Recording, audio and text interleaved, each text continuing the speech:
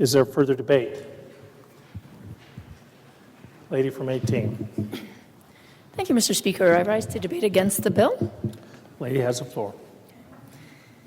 So this bill is actually pretty squarely in my area of practice. I litigate injunctions. I've litigated trade secrets on both sides of the cases. And I think that this bill is one of the most dangerous things we could do if we want to see a startup culture blossom in Idaho, which is something I very much want to see happen. So there's so much to say about this bill. This bill is actually not at all about customer lists or about trade secrets or anything of the kind. There are other protections in the law that prevent you from being able to steal trade secrets. And actually, if you can establish that any of your material is taken, you would already win your lawsuit. What this bill addresses is the scenario whereby an employer can shut down someone for leaving even when they took nothing, when they took not one single customer, not one single trade secret, not one single vendor, nothing. But this would give an employer the absolute right, basically, to shut them down. So I'm going to do a little bit, and please forgive me for those of you who are already familiar with this area of law, but I think it might be helpful to do a little bit of background on how this works. So in a normal contract breach situation, non-compete or really anything else, the default scenario is that you sue someone for breach of contract, you go to trial, and then you win whatever damages were caused. But there's a special scenario where you can say, you know what, Your Honor, I am being hurt so badly, so immediately, we can't even wait for trial. If we wait for trial, my business will already be gone. We got to stop them right now. And you can actually go in with something called a preliminary injunction or a temporary restraining order. It's called injunctive relief. And then you can actually stop them from what they're doing before you ever even get to trial. You can order them to shut down their business. You can order them to leave their job before you've actually had a trial. Now, because this is considered a rather extreme form of relief, that you're just having a court order you in to shut your business, the general rule is that you only do it when there's a really good reason for it. When the original employer is saying, I really need this, I'm losing my customers, I'm losing my trade secrets, I need this, I'm being harmed irreparably now. This bill would make that the presumption in all cases, whether it actually happened or not. Whether any customer was taken, there would be a presumption that you are irreparably harmed, even if you never lost a dollar, even if you never lost an employee or a customer or one single thing, the court is required to presume that you are irreparably harmed. But it gets worse, because the employee doesn't even have a fair opportunity to rebut it. So, and please don't take my word for this, look at the language of the statute here.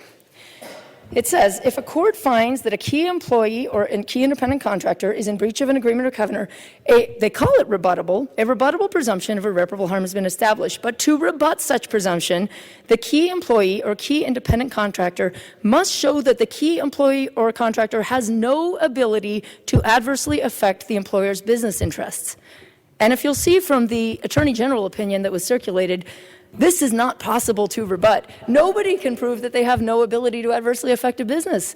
Even a person who's never worked for a business and knows nothing about that business has the ability to adversely affect a business. I could go to a business I've never worked for and don't know the first thing about and post a bad review of them on the internet and damage their business. And the Attorney General agrees with me that this is requiring an employee to prove a negative, and it, for all practical purposes, cannot be done. So this gives employers an absolute sledgehammer to shut down employees before there has even been a trial. They have no fair opportunity to rebut, even if they are competing completely cleanly with no trade secrets, without having stolen anything. They will be shut down before even a trial because of this presumption of irreparable harm. And this is just not something we need to do.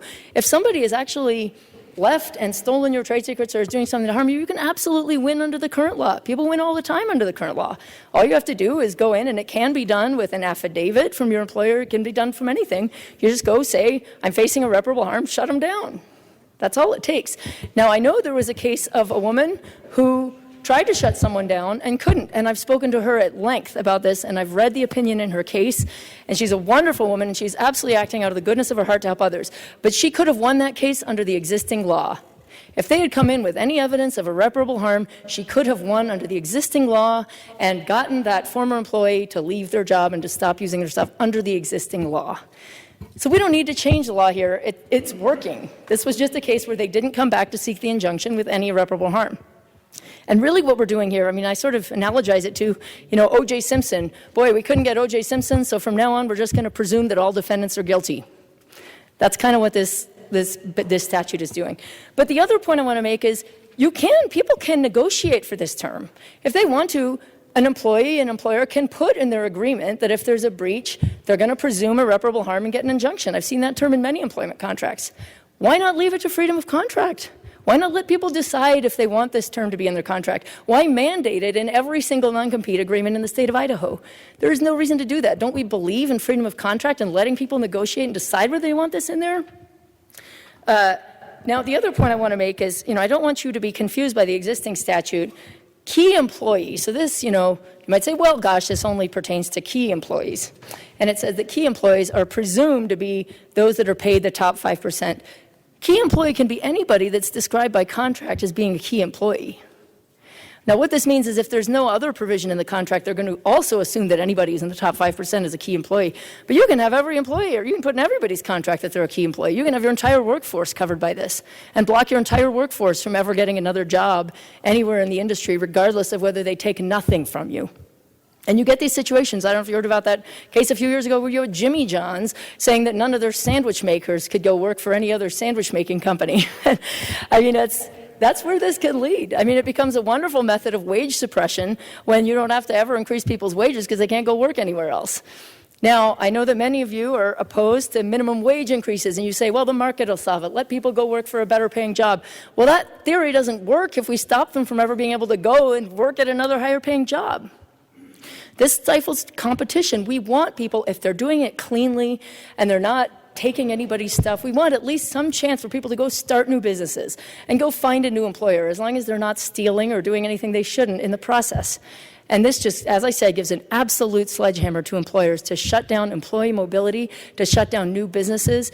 And this is just toxic to a good business ecosystem where people can leave and find a new job and start a new company. And again, this does not have anything to do with intellectual property protections. There's nothing in this bill that says intellectual property protections. Nothing at all. This is just about stopping people from leaving their employment and doing anything that is even describably competitive. So for that, I ask for your red light on this bill.